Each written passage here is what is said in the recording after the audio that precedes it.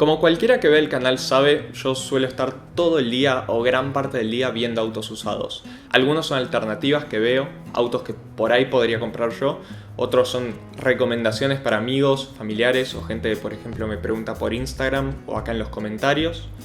Y otros autos son simplemente por curiosidad, placer y ver cómo se está moviendo el mercado de autos usados. Y después de haber visto muchos autos y de conocer bastantes experiencias, incluidas las propias, con autos usados en general, hay un par de grupos de autos que yo personalmente recomendaría no comprar dentro de lo posible. Obvio, siempre hay excepciones, de hecho muchos de estos tipos de autos yo los he comprado y he roto más o menos esta regla de nunca comprar este tipo de autos y la verdad que me salió perfecto y lo disfruto y valen la pena, pero como regla general, especialmente si no compras regularmente autos usados o si es la primera vez que estás comprando un auto de este tipo, mi sugerencia es que trates de abstenerte. No voy a hablar de marca y modelo en particular, en primer lugar porque eso viene para un video más adelante, pero en segundo lugar porque estos son autos que vienen todos de países distintos y lo único que tienen en común es que comparten algunas características. Obviamente el especialista en hablar de publicaciones en Mercado Libre específicas es mi amigo Dano de Biela y Pistón, pero bueno, acá en este video voy a tratar de hablar de grupos de autos como un general y no específicamente por marca y modelo. El primer tipo de auto que yo no recomiendo comprar es el auto deportivo. ¿Qué significa auto deportivo? Para mí es, en este caso, cualquier auto cuyo motivo de compra de una persona sea porque acelera bien, porque frena bien, porque dobla bien, porque es buena en el autódromo en cuarto de milla, porque es buena en el autódromo en track days, o porque es muy bueno en el off-road, muy bueno en rally, o cualquier otra cosa que nos atraiga a nosotros los fanáticos de los autos. ¿Significa que tengas que comprar un auto que no doble bien, no acelere bien o no frene bien? No, todo lo contrario, incluso te recomiendo que compres un auto que sea bastante bueno en esas cosas.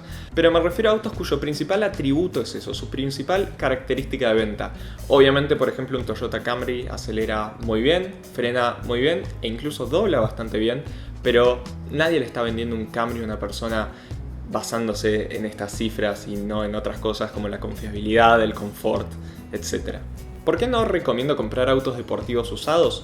Porque justamente están usualmente usados por gente fanática de los autos que no duda un segundo en exigirlo al límite, sea en las curvas, en cualquier semáforo, en cualquier recta, llevarlos a track days, llevarlos a autódromos, acelerarlo constantemente, quemar cubiertas, todas esas cosas que nos gustan a nosotros los fanáticos de los autos y que no niego ni afirmo haberlas hecho alguna vez. Obviamente hacer todas estas cosas viene con un costo que muchas veces lo termina pagando no el dueño actual, sino el siguiente dueño. Así es como nos encontramos con cosas como cajas rotas a los 70.000 kilómetros o que de repente sale una biela a pasear a los 130.000 kilómetros en un auto que debería ser bastante confiable. Una muestra clara de lo que le puede hacer un uso muy intensivo a un auto es comparar la cantidad de problemas que tenga un auto con la misma motorización pero en un paquete más deportivo con un auto con la misma motorización pero en un paquete más señorial o tradicional, por decirlo de alguna manera. Es decir, un auto haya sido comprado por un fanático de los autos versus un auto prácticamente exactamente igual que haya sido comprado por una persona que lo usaba para ir y venir del supermercado. Creo que el mejor ejemplo de esto es comparar, por ejemplo, el estado en el que está el GTI de sexta generación promedio con el estado en el que está un Passat con exactamente el mismo motor del mismo año. Lo que vas a encontrar es que en promedio esos GTIs tienen bastantes más problemas bastante más temprano que el Passat, cuando tienen exactamente la misma potencia, cajas muy similares, y te encontrás cuando hablas con gente que tuvo GTIs, que si bien es un auto bastante confiable, que ha tenido muchos más problemas mecánicos que la gente que tuvo Passat con ese mismo motor, que es un motor que es bastante bueno, más allá del tema del consumo de aceite. Pero bueno, basta solo comparar la planilla de mantenimiento que tiene un GTI promedio con la planilla de mantenimiento que tiene un Passat promedio, y ahí es donde te das cuenta que por más que ambos autos tengan el mismo motor y cajas muy parecidas, un chasis muy parecido, el uso tiene su costo. Y la única diferencia entre los dos autos es el tipo de público que lo compra y el tipo de uso que suelen ver. Habiendo dicho eso, no hay nada como tener y manejar un auto que sea medianamente deportivo. Yo todavía me acuerdo de cuando tenía el 323 Ti, la Compact, que los suscriptores que estén hace más tiempo se deben acordar.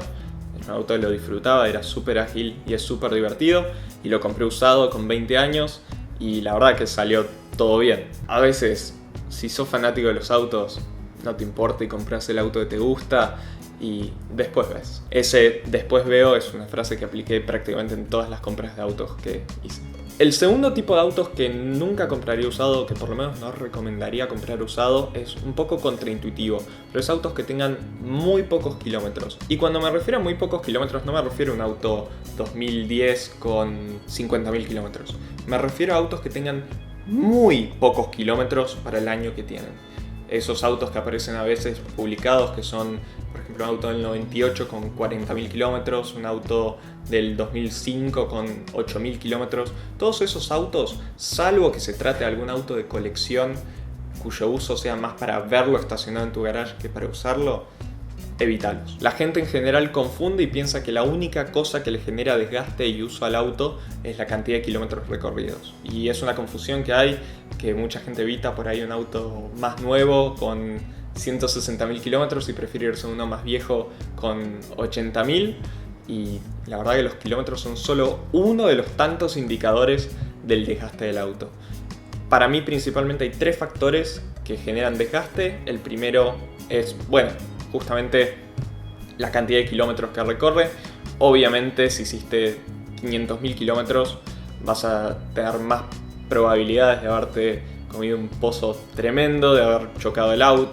Simplemente más usos del motor, de calor frío, más trabajo de la bomba de nafta, más trabajo de la caja, más trabajo de todo, y eso sí genera un desgaste, pero no siempre es lineal. No es lo mismo hacer 160.000 kilómetros en una autopista donde prácticamente no usas el freno, donde el motor opera en un régimen constante, donde no hay ciclos de frío y calor, y otra cosa es hacer 80.000 kilómetros todo en ciclo de ciudad, moviéndose 3 kilómetros por vez. El segundo factor que más afecta el tipo de desgaste que tenga un auto, para mí, es el tipo de uso que haya tenido. Eso es algo que me referí un poco en el punto anterior, pero básicamente no es lo mismo ir a fondo con el auto cada vez que te subís que ir súper tranquilo a 2000 vueltas optimizando combustible.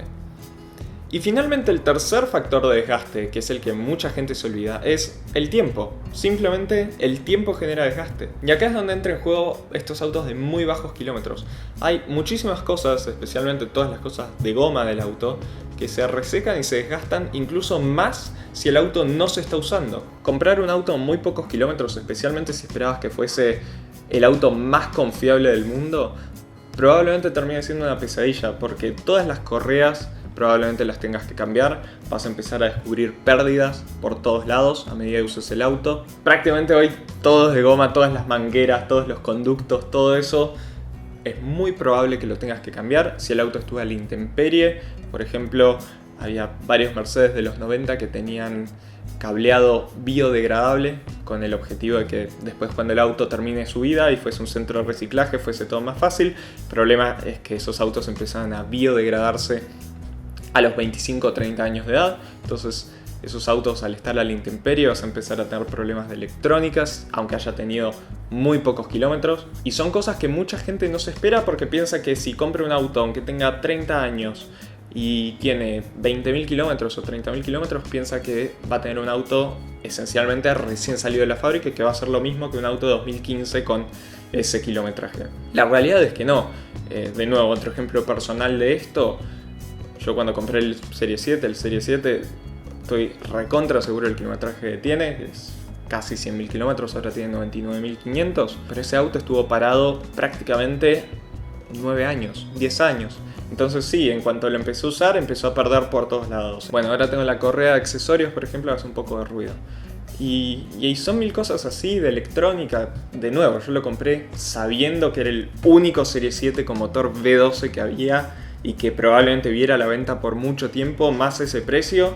Dije, bueno, es la que toca, es lo que hay, y lo compré, y hoy con el tiempo solucioné gran parte de esos problemas, y hoy que el auto está en uso es muchísimo más confiable.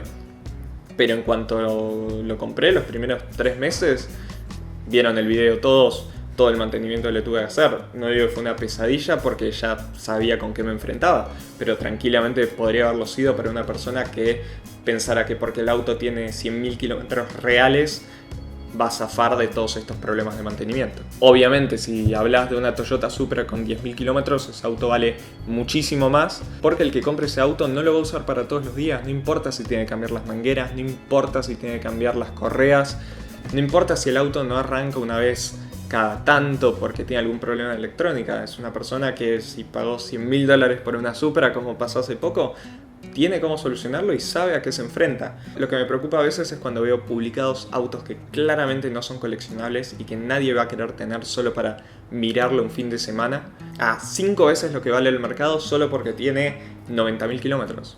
Lamentablemente ese auto vale apenitas más o incluso igual que el valor de mercado. El tercer tipo de auto que nunca compraría es un auto que haya sido o auto de test drive o auto de prensa. ¿Qué es un auto de prensa? Todas las marcas tienen su flota de autos de prensa, como se llama, que es unidades que tienen en general patentadas y que se les dan por un plazo de una semana a todos los periodistas. Es por ejemplo el 408 que me dieron en 2015, era una unidad de prensa y te lo dan por una semana y vos a partir de eso tenés que hacer tu reseña. Obviamente no sos un buen periodista de autos si no exigís ese auto y si no después decirme cómo acelera, cómo frena, cómo se banca una calle adoquinado a 70 km por hora, eso no literalmente, pero más o menos. Entonces son autos que son extremadamente exigidos. Y si yo dije que un dueño de un auto deportivo exige un auto, es porque no se dan ni una idea de lo exigidos que son los autos de prensa. Incluso peor porque sabes que detrás hay un equipo que pueda arreglar el auto si llegas a tener algún problema. Incluso peor porque, bueno, no es tu auto, no todos los periodistas tratan los autos de igual manera. E incluso muchas veces hay unidades, la misma unidad, por ejemplo la Hyundai Kona que filmó Matías Antico, es la misma unidad que tuvo Carlos de Autoblog para testear. Entonces van una semana de ser exigidos completamente, se trate de un furgón, de un deportivo, de un auto económico, de una Hyundai Kona. Pasan al próximo periodista, pasan al próximo periodista, pasan al próximo periodista, pasan al próximo periodista y así se terminan vendiendo como usados por ahí con un año de uso y 9.000 kilómetros. Los 9.000 kilómetros más duros que te puedas imaginar. Exactamente lo mismo aplica para los autos de test drive. Simplemente, salvo que te ofrezcan esos autos por muy poca plata, corre lejos, lejos, lejos, lejos. Obviamente, ¿cuál es la estrategia de los concesionarios y de las marcas? Muchas veces no informarte cuál fue el uso de esos autos y simplemente decir que fue una persona, como a veces pasa, que se arrepintió del auto y lo vendió con 9.000 kilómetros.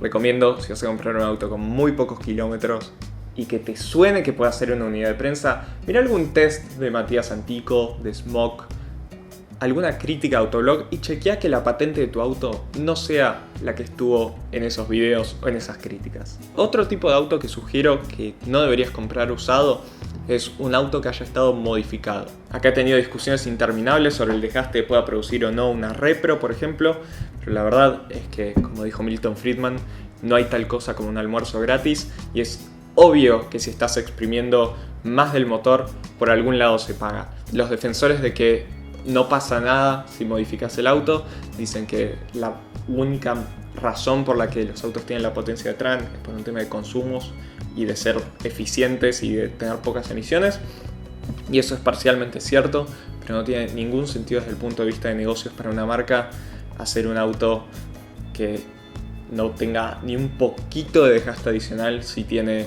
260 caballos en lugar de 210, ni hablar cuando sea a potencias superiores. No significa que sea un motor que vaya a explotar a los 10.000 kilómetros, pero muy probablemente si es un auto que fuese a llegar a los 300.000 kilómetros normalmente, por ahí reduzca su vida útil a 200.000 kilómetros, que sigue siendo una cifra muy interesante, salvo que seas la persona que está por comprarlo con 190.000 kilómetros.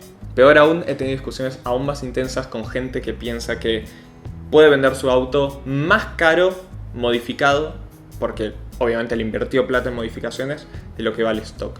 Es cierto, solo para casos muy puntuales. La verdad que si tenés ganas de modificar el auto, me parece lo más razonable es comprar un auto de este stock y que vos puedas modificarlo a tu gusto. Es muy poco probable que la persona que quiera comprar un auto modificado quiera exactamente las mismas modificaciones tal cual como las hiciste vos y hechas por la misma gente que hizo las modificaciones del auto de esa persona.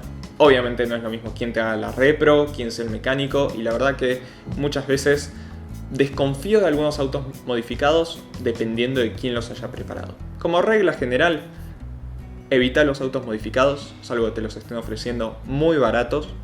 Y si querés modificar el auto, que me parece algo excelente y que es algo que tengo pendiente y que tengo muchas ganas de hacer en algún momento, entonces lo que más te conviene es comprar un auto stock que no haya estado maltratado, que haya estado bien cuidado, que haya estado completamente original de fábrica y modificarlo como a vos te guste libremente. Finalmente, el último tipo de auto que recomiendo no comprar, y es en realidad el que más compro, así que estoy siendo bastante hipócrita en este punto. En varios puntos del video fui bastante hipócrita, pero como digo de nuevo, son recomendaciones, no obligaciones, que es autos que sean innecesariamente complejos. Trata de evitar autos que tengan suspensión autonivelante o 2 EQs en lugar de una. Trata de evitar autos que tengan la distribución contra el cortafuegos y que requieran sacar el motor para hacer la distribución. Trata de evitar autos con cajas de doble embrague que sepas que son complicadas, por ejemplo la PowerShift de Ford. Trata de evitar autos que tengan turbos que ya sabes que explotan porque cualquier foro te trata de hacer que evites comprar ese auto. En general, tratar de evitar autos que sean innecesariamente complejos.